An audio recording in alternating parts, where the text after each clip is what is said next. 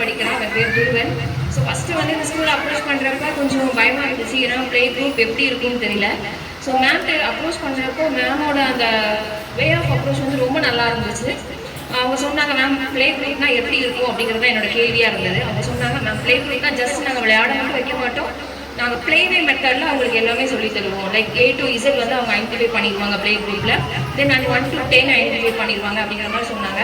So அந்த okay இது எப்படி இருக்கும் அப்படின்னு பார்த்தேன். பட் இப்போ நிஜமாலே இந்த அகாடமிக் இயர் முடிஞ்சிருச்சு. நல்லா பண்ணுறான், எல்லாமே A to Z அழகாக ஐடென்டிஃபை பண்ணுறான், எழுத ஆரம்பிச்சாச்சு. ஸோ எல்லாமே சூப்பராக இருக்குது. அவன் கொஞ்சம் சேட்டை பண்ணுவான். பட் எப்படி இவன் ஸ்கூலில் அடாப்ட் ஆகுவான் அப்படிங்கிறது ரொம்ப பயமாக இருந்தது.